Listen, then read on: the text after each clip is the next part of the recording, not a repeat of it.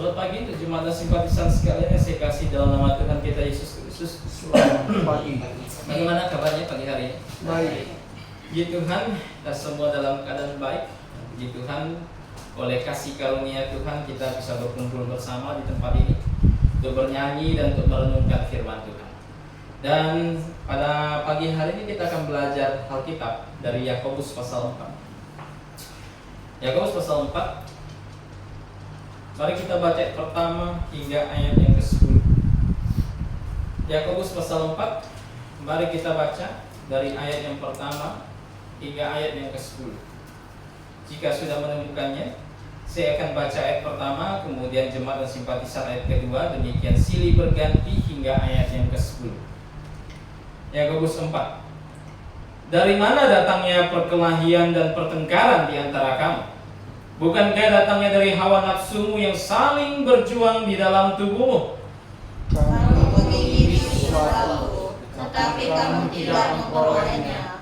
Lalu kamu membunuh. Kamu iri hati, tetapi kamu tidak mencapai tujuanmu. Lalu kamu bertengkar dan kamu berkelahi. Kamu tidak memperoleh apa-apa karena kamu tidak berdoa. Atau kamu berdoa juga, tetapi kamu tidak menerima apa-apa karena kamu salah berdoa. Sebab yang kamu minta itu hendak kamu habiskan untuk memuaskan hawa nafsu. Hai kamu, orang-orang yang tidak setia, tidakkah kamu tahu bahwa persahabatan dengan dunia adalah permusuhan dengan Allah? Jadi barang siapa hendak menjadi sahabat dunia ini, ia menjadikan dirinya musuh Allah. Apakah kamu menyangka bahwa kitab suci tanpa alasan berkata bahwa roh yang ditempatkan Allah di dalam diri kita diingininya dengan cemburu? Tetapi kasih karunia yang dianugerahkannya kepada kita lebih besar daripada itu. Karena itu ia berkata, Allah menentang orang yang congkak, tetapi mengasihi orang yang rendah hati. Karena itu tunduklah kepada Allah dan lawanlah iblis, maka ia akan lari dari hadapanmu. Mendekatlah kepada Allah, dan ia akan mendekat kepadamu. Tahirkanlah tanganmu, hai kamu orang-orang berdosa, dan sucikanlah hatimu, hai kamu yang mendua hati. Sadarilah kemalanganmu, berdukacitalah dan merataplah. Hendaklah tawamu kamu ganti dengan ratapan, dan sukacitamu dengan dukacita. Rendahkanlah dirimu di hadapan Tuhan, dan ia akan meninggikan kamu. Mari kita berdoa. Bapa di sorga, terima kasih atas berkat kasih karuniamu. Kami semua berkumpul di tempat ini di dalam tubuh Tuhan kami Yesus Kristus GBI Pontianak untuk belajar firman-Mu, untuk merenungkan firman-Mu. Bapa di sorga, kiranya Engkau anugerahkan hikmat agar kami dapat memahami firman-Mu dengan lebih baik lagi, agar kami dapat lebih bijaksana dalam menilai segala sesuatu, sehingga kami dapat memilih untuk mengikuti Engkau, untuk mengikuti kebenaran daripada mengikuti dunia ini. Terima kasih Allah di sorga. Berkati juga hamba-Mu yang akan menyampaikan, sekiranya dapat menyampaikan sesuai dengan kehendak. Terima kasih Bapa. Hanya di dalam nama Tuhan kami Yesus Kristus kami sudah berdoa dan mengucap syukur. Amin. Yakobus pasal 4 merupakan pasal yang sangat penting. Dan pasal ini merupakan bagian dari intisari surat Yakobus itu sendiri. Intisari surat Yakobus adalah berbicara tentang peribadatan yang sejati itu seperti apa. Ini intisari surat Yakobus, 5 pasal. Hanya berbicara masalah ini. Peribadatan yang sejati itu seperti apa? Bagaimana orang Kristen harus melaksanakan hidup kesalehannya? Bagaimana seorang Kristen harus menempuh hidup Kristiani dia? Seperti apa? Itu 5 pasal surat Yakobus tuliskan. Dan dalam pasal keempat, Yakobus menegur jemaat yang terserak, jemaat Yerusalem yang terserak keluar gara-gara penganiayaan. Kenapa? Karena muncul peribadatan yang tidak murni di antara mereka. Mereka terserak pergi ke wilayah manapun, dan sebagian dari mereka mendirikan jemaat bahkan. Tetapi ada sesuatu yang tidak murni di antara mereka. Ada sesuatu yang bermasalah di antara mereka. Ada sebuah kesalahan yang muncul di antara mereka. Ada dosa yang muncul bahkan di antara mereka. Dan akhirnya dosa tersebut merongrong jemaat yang terserak ini. Sehingga jemaat yang terserak ini tingkahnya luar biasa. Di pasal kedua, mereka bahkan rela menghina orang percaya yang miskin dan lebih mengasihi bukan jemaat, bahkan simpatisan yang kaya. Begitu. Karena waktu itu mereka sedang teraniaya, jadi pengen cari muka, pengen jilat begitu. Jadi orang kaya masuk, duduk di tempat yang bagus. Jemaatnya masuk yang miskin, duduk di sebelah sana atau duduk di tumpuan kaki. Banyak tingkah jadinya. Dalam Yakobus pasal 2, karena peribadatan gak murni, karena muncul kesalahan dan muncul dosa, mereka jadi tidak dapat mengungkapkan imannya dengan benar. Mereka hanya mengungkapkan imannya lewat kata-kata, oh saya beriman kepada Tuhan, oh saya sudah percaya kepada Tuhan, oh saya sudah tergabung dalam gereja yang benar. Tetapi praktek hidupnya nol. Begitu. Praktek hidupnya tidak sesuai dengan pengajaran yang diajarkan. Padahal Yakobus mau doktrin dan praktek hidup itu seimbang. Dan bukan hanya itu, saking mereka telah melakukan banyak kesalahan, timbul tingkah yang beda lagi di pasal 3. Mereka menggunakan lidah mereka untuk menghina sesama mereka, untuk menghina jemaat Tuhan, untuk menghina orang-orang percaya. Semua orang bahkan mereka hina. Semua orang yang diciptakan menurut gambar dan rupa Tuhan dihina sama mereka. Ini yang terjadi ketika dosa muncul di tengah-tengah jemaat yang terserak. Dan akhirnya dosa itu merongrong amat sangat. Oh, kalau begitu, dosa merupakan sesuatu yang sangat perlu diperhatikan, sangat harus hati-hati. Begitu. Dan hari ini saya ingin mengajak kita belajar satu judul. Dosa yang menghancurkan jemaat. Dosa yang menghancurkan jemaat. Kita coba lihat dalam Yakobus pasal 4 dari ayat pertama sampai ke-5. Di situ ada dosa yang menghancurkan jemaat, ada dosa yang muncul di sana. Dosa apa coba saudara? Kita lihat di pasal 4 1 sampai 5. Dikatakan begini. Dari mana datangnya perkelahian dan pertengkaran di antara kamu? Bukankah datangnya dari hawa nafsumu yang saling berjuang di dalam tubuh? Kamu mengingini sesuatu, tetapi tidak memperolehnya. Lalu kamu membunuh, kamu iri hati, tetapi kamu tidak mencapai tujuanmu. Lalu kamu bertengkar dan kamu berkelahi. Kamu tidak memperoleh apa-apa karena kamu tidak berdoa. Atau kamu berdoa juga, tetapi kamu tidak menerima apa-apa karena kamu salah berdoa. Sebab yang kamu minta itu hendaklah kamu habiskan untuk memuaskan hawa nafsu. Hai kamu, orang-orang yang tidak setia, tidakkah kamu tahu bahwa persahabatan dengan dunia ini adalah permusuhan dengan Allah? Jadi siapa saja yang hendak menjadi sahabat dunia ini, ia menjadikan dirinya musuh Allah. Apakah kamu menyangka bahwa kitab suci tanpa alasan berkata bahwa roh yang ditempatkan Allah di dalam kita diingininya dengan cemburu? Dosa apa yang muncul di antara jemaat? Dosa seperti apa yang muncul yang akhirnya menghancurkan jemaat pada waktu itu? Kita bisa lihat di situ ada perkelahian, di situ ada pertengkaran. Bahkan di ayat keempat itu terjemahannya kurang tepat. Di ayat keempat itu sampai terjemahkan, hai kamu pejinah laki-laki dan pejinah wanita. Ada perzinahan di antara mereka. Oh, ini kan sudah seperti gaya hidup bangsa-bangsa lain. Padahal mereka orang yang sudah diselamatkan. Padahal mereka orang yang sudah bertobat dan percaya kepada Yesus Kristus. Tetapi mereka hidup seperti bangsa-bangsa lain. Sesuatu yang tentu Tuhan tidak senangi. Bahkan dalam perjanjian lama Tuhan sudah kasih prinsip di dalam kitab Ulangan pasal 6. Di Ulangan pasal 14 Tuhan katakan jangan hidup menurut bangsa-bangsa lain. Dan prinsip ini terus berlaku untuk sepanjang zaman. Terus berlaku untuk semua orang percaya. Bahwa semua orang percaya tidak boleh hidup menurut gaya bangsa-bangsa yang tidak mengenal Tuhan. Tapi apa yang terjadi? Jemaat bahkan hidupnya tidak bisa dibedakan lagi. Ini orang sudah selamat apa belum?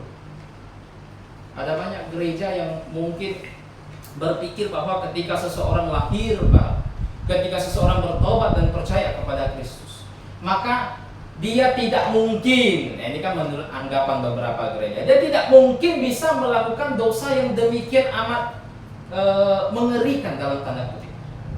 Tidak mungkin. Orang yang melakukan pembunuhan, orang yang melakukan perzinahan, pasti dia nggak lahir baru, pasti dia nggak diselamatkan, pasti dia orang yang belum kenal Tuhan, atau dia hanya ikut-ikutan saja. Tapi tidak. Di pasal 4, Yakobus dengan tegas menekankan sebuah konteks yang sangat kuat, bahwa yang melakukan dosa yang mengerikan ini, entah berkelahi, membunuh sampai berzina, mereka adalah orang-orang yang sudah diselamatkan. Mereka adalah orang-orang yang disebut Yakobus sebagai saudara-saudaraku. Mereka adalah orang-orang yang telah lahir baru.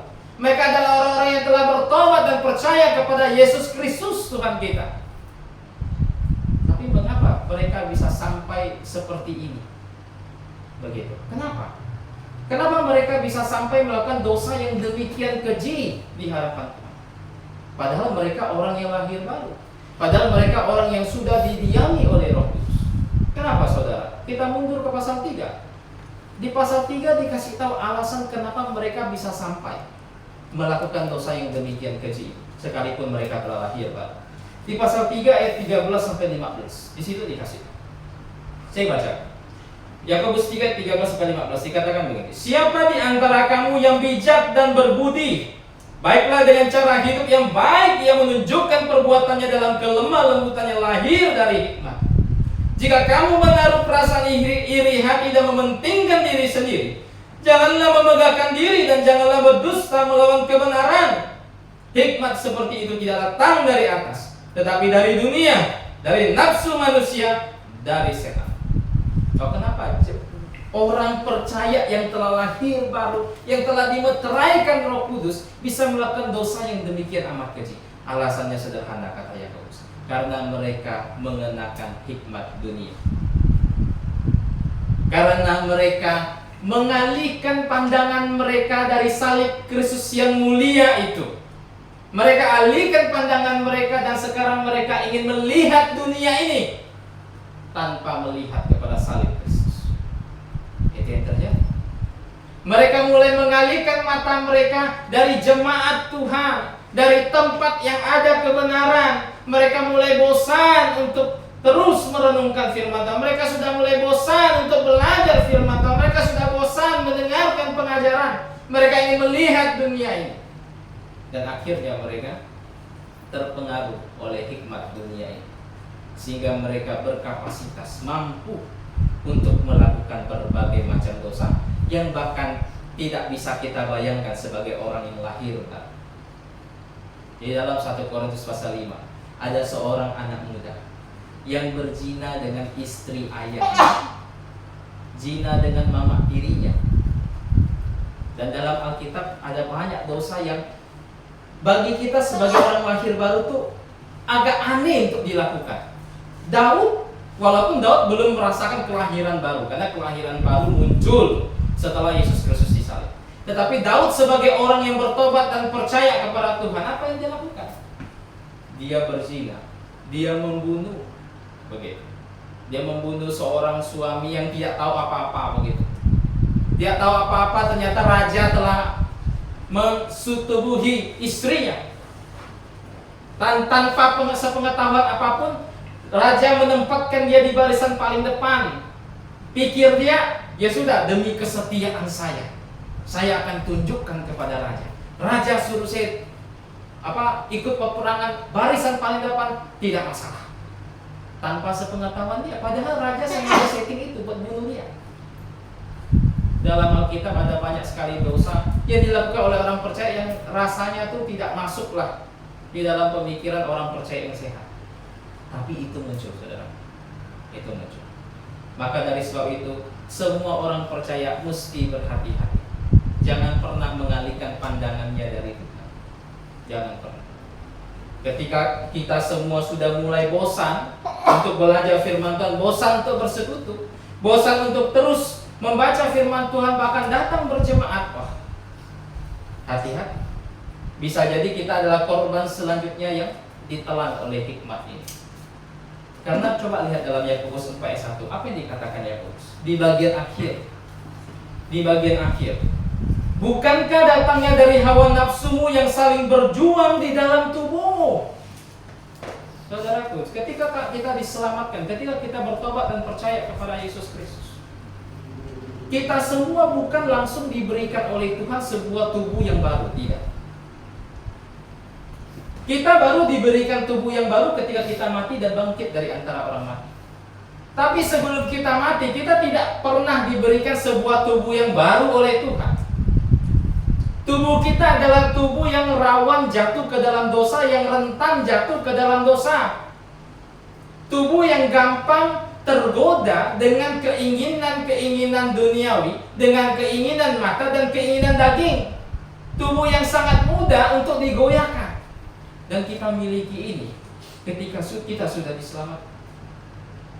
Bayangkan, kita punya tubuh ini, dan di dalam tubuh yang penuh dengan kerentanan untuk jatuh ke dalam dosa, di dalamnya ada suatu harta yang berharga, di mana ada Roh Kudus di dalam diri kita masing-masing, di mana kita telah diperbaharui manusia batinia kita.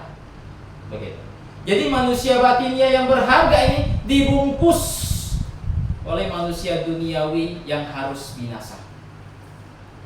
Yakobus katakan, ketika itu terjadi, maka di dalam diri orang percaya itu ada yang namanya peperangan antara daging dengan roh, antara daging dengan keinginan-keinginan dari Tuhan. Ada peperangan yang hebat, yang namanya perang terjadi dalam diri kita. Kita tidak bisa menang hanya dengan berpikir bahwa ya saya nggak perlu Tuhan, saya bisa jalankan segala sesuatu lewat kehendak saya nggak perlu baca firman, saya nggak perlu datang berjemaah, saya nggak perlu belajar Alkitab, saya nggak perlu bicara doktrin, nggak perlu semua. Nggak bisa, saudara. Ini peperangan yang dahsyat. Paulus saja dalam Roma pasal 7 berteriak sama Tuhan, siapa yang bisa melepaskan dia dari tubuh binasa ini? Kata Paulus, syukur kepada Allah oleh karena Tuhan kita Yesus Kristus. Paulus saja masih bisa jatuh, tapi dia bersyukur karena Allah dan Tuhan kita Yesus Kristus. Makanya Paulus kasih dalam Roma pasal 8, bagaimana cara supaya kita bisa hidup menang atas dunia ini. Caranya adalah hidup dengan roh. Itu yang Paulus katakan. Apalagi kita, jangan sampai kita mengalami apa yang Asaf alami. Dunia sangat menggoda. Mata manusia yang diciptakan oleh Tuhan yang masih dalam bentuk daging ini, dalam Amsal pasal 27, disamakan dengan dunia orang mati. Apa kata Amsal 27? Dunia orang mati tak pernah puas. Anda pernah dengar dunia orang mati teriak, cukup, nggak usah isi lagi, nggak usah ada yang mati lagi, cukup. Tidak ada. Selama manusia ada, manusia mati dan dunia orang mati tetap terima. Dalam Amsal 27 katakan apa? Demikian juga dengan mata manusia. Mata manusia pun tidak pernah berkata cukup. Ngelihat ini kepingin, ngelihat itu kepingin, ngelihat apa kepingin, ngelihat hal-hal duniawi suka, ngelihat apalagi kuping kan, ngelihat dan mendengar lagu dunia suka, ngelihat fashion dan lain sebagainya, fashion dunia suka, begitu. Ingin coba ini, ingin coba itu. Mata tak pernah puas. Mata tidak pernah puas. Tapi apakah ada gunanya mengejar segala sesuatu ini? Adakah? Sebelum kita hidup, Salomo sudah pernah coba kejar. Kita tak bisa saingi Salomo. Saya kasih, tak bisa. Salomo katakan apa dalam Pengkhotbah pasal 2? Segala sesuatu yang menyenangkan manusia sudah kucoba. Dia kan kaya, dia raja hebat. Apapun yang dia mau buat, yang kita tak bisa buat, dia bisa buat. Mau bangun rumah, kita mungkin bisa bangun 1-2 rumah, dia bisa bangun beribu-ribu rumah. Dia orang kaya, emas tak ada harganya di zaman pemerintahan dia. Apa yang dia katakan? Seluruh yang manusia sukai dia coba. Pengen tahu adakah di situ intisari kehidupan? Ada nggak dari situ? Dia coba, dia mulai dari apa? Dia mulai dari membangun sesuatu. Dia katakan sebelum dia dan sesudah dia nggak ada orang yang membangun sesuatu yang lebih banyak daripada dia. Apapun dia bangun, istananya dia bangun dengan sangat megahnya. Sampai-sampai semua orang tuh datang dari berbagai penjuru dunia hanya ingin melihat betapa berhikmatnya Salomo. Dan ketika sampai ke istananya, mereka langsung berdecak kagum. Bunyi suara cicak. Mantap sekali Salomo ini. Tak ada yang bisa lawan dia. Dan ketika dia sudah lakukan itu semua, apa kata dia? Aku tidak menemukan hal yang menyenangkan. Ini sebuah sia-sia. Ini sesuatu yang sia-sia, kata. Apalagi kata Salomo, mungkin menurut orang dunia punya banyak istri enak. Dia coba dalam pengkhotbah. Dia katakan dia orang yang paling banyak nikah. Sebelum dia dan sesudah dia nggak ada orang yang lebih banyak dia. 1.700 istri, 300 gunting. Dia coba. Ini kan sesuatu yang apa ya? Manusia mungkin pikir itu nikmat, tapi tak ada manusia yang bisa lakukan. Dan Salomo bisa lakukan. Dan apa kata Salomo? Percuma. Nggak ada inti kehidupan di sana. Sia-sia. Nikah banyak tuh mati. Mati seperti orang yang tidak menikah. Kan orang yang nggak nikah juga mati. Orang yang nikah banyak juga mati. Nggak ada kenikmatan di situ. Apalagi kata Salomo? Segala sesuatu, bahkan Salomo katakan anggur, minum alkohol, dia coba. Tapi katanya juga nggak ada yang namanya makna kehidupan di situ. Tertawa, senang, juga tidak ada makna kehidupan di situ, kata Salomo. Segala sesuatu Salomo telah coba. Bahkan mulai dari berhikmat sampai jadi orang bodoh pun dia pernah coba. Dia katakan ya tidak ada kenikmatan di situ. Mau berhikmat berhikmat apapun, orang berhikmat akan mati seperti orang bodoh. Terkecuali orang berhikmat tak bisa mati. Ayo kejarlah hikmat.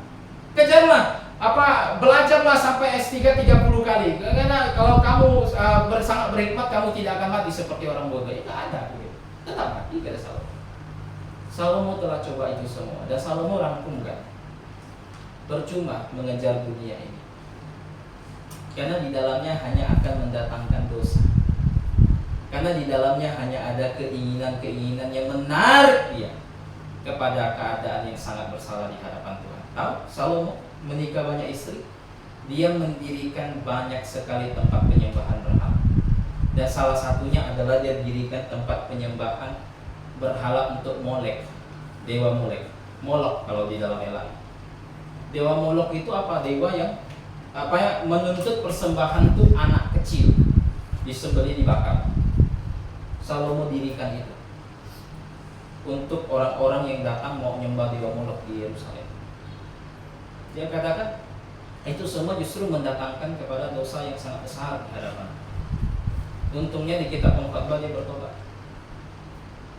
Nah, kalau kita pada zaman sekarang, jika kita sudah pernah dengar cerita tentang Salomo telah melakukan segala sesuatu yang tidak bisa kita lakukan, dan itu percuma, itu sia-sia, kata Salomo. Tidak ada intisari kehidupan di sana. Nah, bagaimana dengan kita? Apakah kita mau memuaskan mata kita dengan segala sesuatu yang duniawi? Apakah kita mau memuaskan telinga kita dengan segala sesuatu yang duniawi? Apakah kita ingin memuaskan daging kita dengan dunia ini? Jika itu kita lakukan, itu tidak pernah mendatangkan kebaikan. Itu hanya mendatangkan kehancuran. Bukan hanya bagi diri kita masing-masing, tetapi bagi jemaat Tuhan bahkan. Begitu. Makanya jemaat Tuhan harus berhati-hati. Begitu. Harus senantiasa berhati-hati, berjaga-jaga. Itu hal pertama yang kita pelajari. Dosa seperti apa? Dosa yang mengerikan. Ada percabulan, pembunuhan, dan perzinahan. Kemudian, jika demikian dosa bisa muncul di dalam kehidupan kita, jika demikian bahayanya demikian amat besar, bisa muncul bahkan di jemaat GBA Pontianak, bisa muncul. Begitu. Apa yang harus kita lakukan untuk mengatasi ini supaya dia tidak muncul? Kita lihat di pasal 4 ayat keempat. Apa yang harus kita lakukan? Ayat yang keempat dikatakan begini: hai kamu orang-orang yang tidak setia, tidakkah kamu tahu bahwa persahabatan dengan dunia adalah permusuhan dengan Allah? Jadi siapa saja yang hendak menjadi sahabat dunia ini yang menjadikan dirinya musuh Allah. Oh saudara, hal yang harus kita lakukan yang pertama supaya dosa ini tidak muncul di tengah-tengah jemaat ini, menyadari bahwa dunia adalah musuh dari Allah. Sadar dulu bahwa dunia adalah musuh dari Tuhan kita. Yakobus mulai dengan kalimat apa? Tidakkah kamu tahu? Katanya, tidakkah kamu tahu? Di sini kata tidakkah kamu tahu, kata kamu tahu itu kalau dalam bahasa Yunani dari tenses perfect. Dari tenses perfect, dan dalam tenses Yunani perfect itu menekankan suatu kejadian di masa lampau, tetapi kejadian tersebut memiliki dampak yang berkelanjutan hingga masa sekarang. Contoh misalnya, saya sudah bertobat dan percaya tahun 2012. Saya tobat dan percaya itu kejadian masa lampau 2012. Tetapi dampak dari saya tobat dan percaya, efek keselamatan itu tetap berlaku hingga sampai masa sekarang, bahkan hingga sampai saya mati. Itu contoh perfect. Dan di sini tidakkah kamu tahu? Yakobus mengindikasikan bahwa jemaat seharusnya dari dulu sudah tahu. Dan apakah mereka bisa lupa? Tidak, karena pengetahuan tersebut memiliki dampak yang terus berlaku hingga sampai saat Yakobus tulis surat ini, bahkan hingga mereka mati. Tidakkah kamu tahu? Mereka terus tahu bahwa apa? Persahabatan dengan dunia adalah musuh dengan Allah. Kalau semua orang sadar bahwa Allah pencipta langit dan bumi ini tidak pernah mengasihi sistem dunia ini. Allah pencipta langit dan bumi ini tidak pernah menyenangi sistem dunia ini. Ini yang harus digarisbawahi. Dalam Kejadian pasal 11, ketika dunia mencoba untuk bersatu menentang Tuhan. Bersatu bagus nggak? Ya kalau dipikir-pikir bagus juga kan bersatu padu. Tapi tidak semua bersatu itu sesuai dengan kehendak Tuhan. Begitu. Tidak semua yang namanya bersatu itu sesuai dengan kehendak Tuhan. Bersatu dengan gereja yang salah, tentu tidak sesuai dengan kehendak Tuhan. Bersatu untuk melakukan sesuatu yang salah, tentu tidak sesuai dengan keinginan Tuhan. Walaupun apa yang kita lakukan menurut kita benar, tapi menurut Tuhan salah, kita lakukan tetap salah. Mereka bersatu membangun sebuah menara yang sangat tinggi untuk mencapai ke atas, untuk mencapai yang maha. Apa itu? Apakah Tuhan? Bagus ya. Mereka kerja rajin mereka begitu. Rajin mereka. Yang satu bantu yang lain, lihat mereka saling mengasihi. Yang satu teriak, "Batu bata dong, ini batu batanya," katanya. Bagus ya? Enggak. Tuhan turun dan memberikan penghukuman bagi mereka. Tuhan mengacau balaukan bahasa mereka. Itu yang terjadi. Begitu. Jadi semua harus sadar bahwa sistem dunia ini tidak pernah Tuhan kasih. Mulai dari dulu sampai sekarang, bahkan sampai yang akan datang, tidak pernah Tuhan kasih. Apapun yang muncul di dalam dunia ini, segala bentuk filosofi, segala bentuk pemikirannya, walaupun bagi manusia itu masih tidak masalah, tapi bagi Tuhan itu bermasalah. Apapun itu. Begitu. Jadi kita berhadapan dengan dunia harus sadar bahwa Tuhan membenci dunia, sistemnya. Dan siapapun, kata Yakobus, yang ingin bersahabat dengan sistem dunia tersebut, katanya apa? Menjadikan dirinya musuh dengan Allah. Oh saudara, kalau kita perang, ketika kita tahu bahwa kita pasti kalah, apa yang harus kita lakukan? Kalau yang agak pintar sih biasanya langsung ya sudah deh, kita mungkin kabur atau kita menyerah. Siapa tahu bangsa yang mau serang kita berbelas kasihan sama kita. Kalau sudah tahu pasti kalah punya. Kalau kita perang dengan Tuhan, pasti kalah atau pasti menang? Kan begitu. Karena kita jadikan diri kita musuh dengan Allah. Itu sama dengan kita ngajak perang dengan yang Maha Kuasa. Peperangan yang sudah pasti kita kalah punya, ya sudah lebih baik nyerah. Jangan dipaksa untuk dilawan. Israel pernah melakukannya 40 tahun. Tuhan katakan apa? Mereka mencoba terus untuk mencobai aku. Bayangkan 40 tahun ngajak perang sama Tuhan. selama keliling di padang gurun. Tuhan sudah buktikan kasih-Nya, Tuhan sudah buktikan kemahakuasaannya, memberi mereka makan dari langit langsung turun, memberi mereka minum dari batu yang diketok, tapi mereka masih mengeluh di hadapan Tuhan, seolah-olah ingin berkata, Tuhan cuma inikah? Tuhan apakah cuma roti kah? Tapi mana nggak bisa dibilang roti seperti kita sih, gitu. Dia roti yang berbeda, dia roti dari surga. Apakah cuma ini kan tiap hari makan mana, gitu kan? Apakah cuma ini? Apakah tidak ada yang lain? Daging kah? Apakah? Begitu. Mereka mencoba meragukan kemahakuasaan Tuhan. Bahkan berkata apa?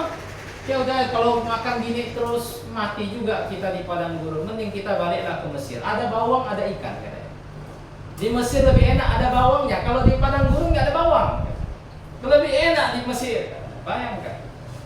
Tuhan telah mengeluarkan mereka dengan kuat kuasa tangannya yang dapat mereka lihat langsung di depan mata mereka. Tapi mereka masih berkata apa?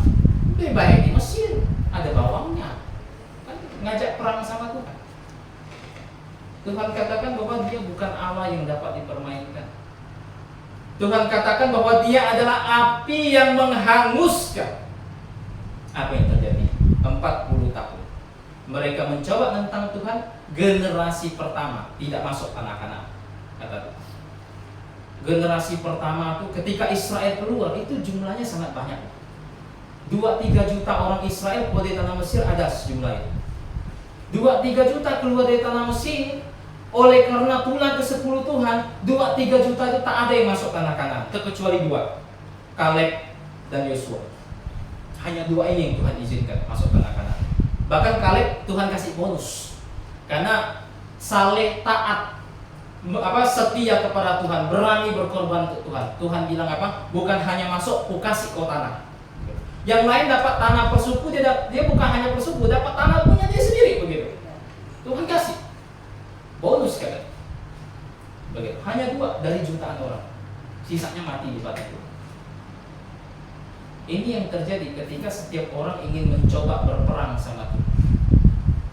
Makanya Tuhan katakan dalam Mazmur pasal 2, murka sang anak itu sangat gampang bangkit, sangat gampang. Makanya pemazmur Daud berkata apa?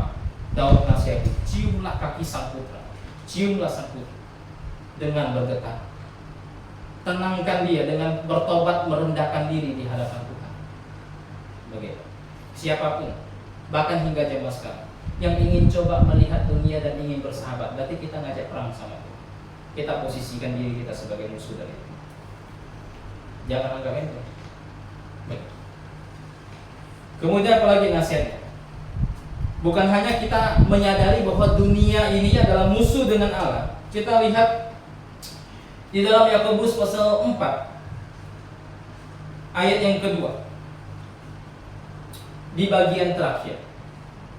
Ayat kedua bagian terakhir dikatakan begini: kamu tidak memperoleh apa-apa karena kamu tidak berdoa. Jadi hal kedua, bagaimana caranya supaya dosa tersebut tidak muncul di dalam jemaat ini? Bukan hanya menyadari betapa bahaya dunia. Dunia itu musuh dengan Allah, tetapi kita harus berdoa. Tapi kalau kita pikir-pikir, apa maksud Yakobus dalam Yakobus 4 ayat 2? Apa kira-kira maksudnya? Yakobus katakan begini: kamu berkelahi, kamu iri, tapi kamu tidak mendapatkan apapun karena kamu tidak berdoa. Apa maksud Yakobus?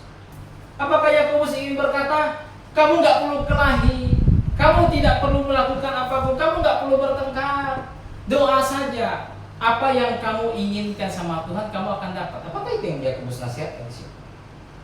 Apakah itu? Kalau begitu bahaya nanti. Karena di dalam pasal 4 ayat 1 dan 2, yang mereka inginkan itu bukan hal yang baik. Mereka tuh menginginkan sesuatu yang berkaitan dengan nafsu. Mereka itu menginginkan sesuatu yang berkaitan dengan dosa. Mereka itu menginginkan sesuatu yang berkaitan dengan keinginan-keinginan daging. Mereka ingin puaskan itu semua. Apakah Yakobus berkata, ya nggak usah berkelahi, kamu doa saja, doakan keinginan daging kamu, maka Tuhan akan berikan kepada kamu? Apa itu yang Yakobus nasihatkan? Tentu tidak. Sangat pasti, tentu tidak. Kalau begitu apa maksud Yakobus ketika dia berkata, kamu tidak berdoa? Kamu tidak memperoleh apa-apa karena kamu tidak berdoa. Apa maksud Yakobus? Di tempat ini Yakobus menasihati dan menegur mereka. Kalau di dalam surat Yakobus, ketika berbicara meminta, Yakobus memiliki konteks tersendiri. Meminta itu meminta apa? Yakobus pernah bahas di dalam Yakobus pasal 1. Yakobus pasal 1 ayat ke-5. Yakobus 1 ayat ke-5. Dikatakan apa di situ? Namun apabila di antara kamu ada yang kurang berhikmat, hendaklah ia memintanya kepada Allah, yang memberikan kepada semua orang dengan murah hati tanpa mencela, maka hal itu akan diberikan kepadanya.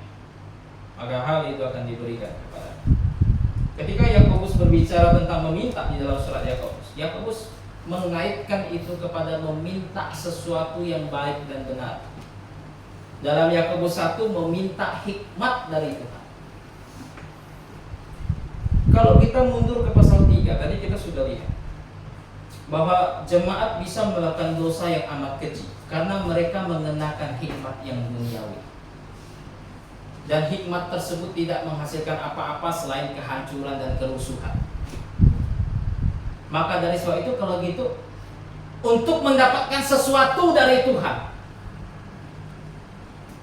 di Yakobus pasal 3 kita diharuskan untuk meminta sesuatu yang berbeda, meminta hikmat yang datang dari atas. Dalam Yakobus pasal 3 kita harus mengenakan hikmat yang datang dari Tuhan. Makanya dinasihatkan di dalam pasal 4 ayat 2, kamu tidak akan memiliki apapun, kamu tidak akan mendapatkan apapun, tidak akan pernah, karena kamu tidak pernah meminta sesuatu yang benar di hadapan Tuhan. Seharusnya kamu minta sesuatu kepada Tuhan. Minta apa Tuhan? Minta hikmat. Karena ketika saya minta hikmat sama Tuhan dan ketika Tuhan kasih hikmat tersebut, maka apapun yang saya inginkan tentu tidak berkaitan dengan daging, tentu tidak berkaitan dengan dunia ini, tentu tidak berkaitan dengan keinginan mata. Jika saya punya hikmat yang datang dari Tuhan, maka yang saya pikirkan hanyalah segala sesuatu yang Tuhan inginkan, segala sesuatu yang murni kata Tuhan, segala sesuatu yang tidak bercela, segala sesuatu yang datang dari atas, itulah yang akan terus saya pikirkan. Ini yang ingin dinasihati dan ditegur Yakobus. Jika kita tidak berdoa meminta kepada Tuhan hikmat ini, ya udah kita semua akan terpengaruh terus dengan hal-hal dunia. Dan itu tidak akan pernah selesai dan tidak pernah akan terpuaskan. Yakobus mau mereka merendahkan diri di hadapan Tuhan, bertobat. Ganti katanya di ayat ke-9.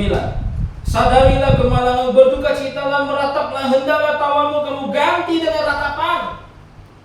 Ganti itu, kamu harus merendahkan diri, bertobat di hadapan Tuhan. Supaya ini semua tidak muncul di dalam jemaat Tuhan. Merendahkan diri, berdoa kepada Tuhan, minta hikmat untuk menangkal segala jenis keduniawi. Di dalam Alkitab ada satu prinsip yang sangat tegas mengenai hal ini. Kita bisa lihat dalam Mazmur pasal 73. Dalam Mazmur pasal 73, di situ ada Mazmur Asaf. Seorang yang hebat, penulis Mazmur, seorang pemimpin nyanyi di dalam tempat pertemuan Tuhan. Asaf pernah satu kali dalam hidupnya,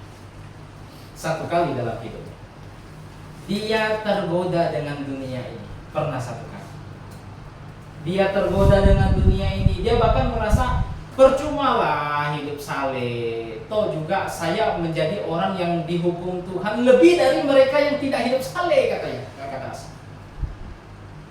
Kalau ibarat kata, kalau Asaf masih hidup sampai zaman sekarang, percuma jadi orang Kristen, amal saleh pun percuma. Begitu. Yang hidup enggak saleh, yang tidak kenal Tuhan, berkelimpahan, hidup nikmat. Tidak ada yang menakutkan bagi mereka. Tidak ada yang tiba-tiba mengejutkan mereka. Mereka tidur dengan nyaman di atas ranjang mereka. kalau Asaf masih hidup sampai sekarang dengan pemikiran tersebut. Untuk apa jadi orang Kristen terus salah? Untuk apa? Habiskan waktu aja baca Alkitab. Baca setiap hari untuk apa? Kalau Asaf masih hidup sampai sekarang dengan pemikiran tersebut. Untuk apa terlalu rajin datang ke gereja?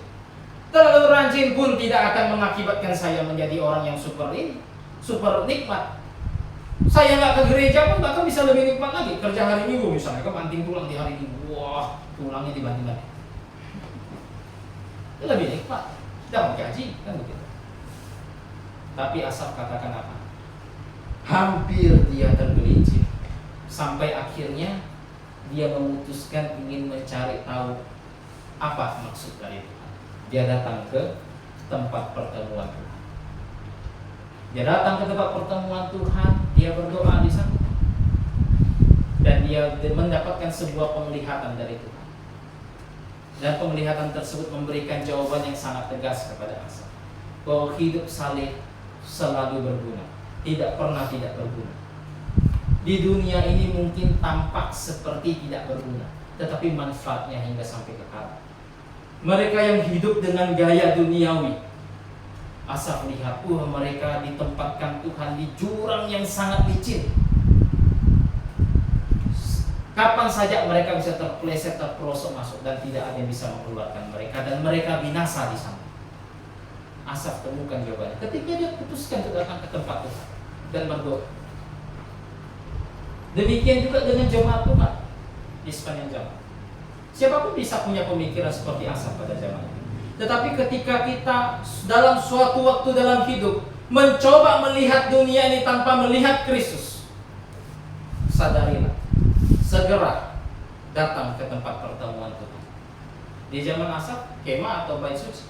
Di zaman kita, jemaat Tuhan, datang ke tempat pertemuan Tuhan, berdoa, memohon hikmat dari Tuhan, belajar firman Tuhan, supaya kita tidak terperosok ke dalam jurang yang sangat licin ini. Begitu. Jika terperosok, mau naik pun susah, karena sangat licin. Mau naik pun susah. Mau naik butuh yang namanya ego ini dibuang, baru bisa. Jadi hari ini kita belajar tentang dosa yang menghancurkan jemaat. Kita sudah lihat contoh-contoh dosa dalam Yakobus pasal 4. Bahkan lebih daripada itu bisa muncul di dalam jemaat, jika jemaat hidup dengan gaya yang duniawi dan menggunakan hikmat dunia. Nah, kita sudah lihat bagaimana cara kita mengatasi itu. Kita harus sadar bahwa dunia ini musuh dengan Allah, dan kita harus meminta hikmat dari Tuhan supaya kita terlepas dari segala dosa tersebut, keinginan tersebut, dan tidak menghancurkan kita dan menghancurkan jemaat Tuhan. Mari kita berdoa. Minta penginjil Evan tutup di dalam doa, dipersilakan.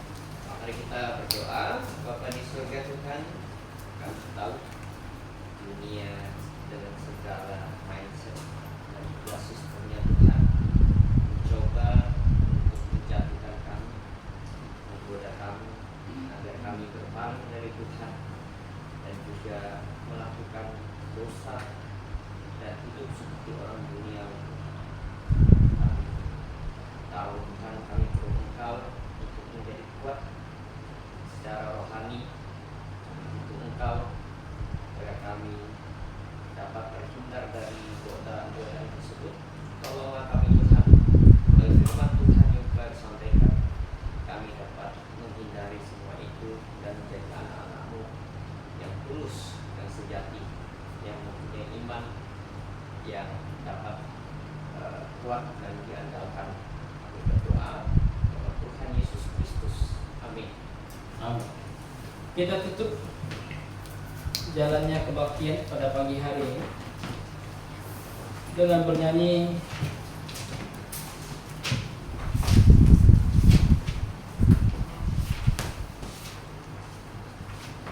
hampir tegak nomor berapa ya?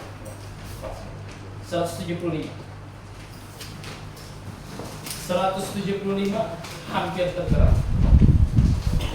Barang siapa ingin maju, menyatakan imannya, memberi diri dibaptis dan menggabungkan diri dalam gereja yang benar, bisa maju ketika pertama dan kedua dinyanyikan. Jika tidak ada, kita tutup di ayat ketiga. Silakan.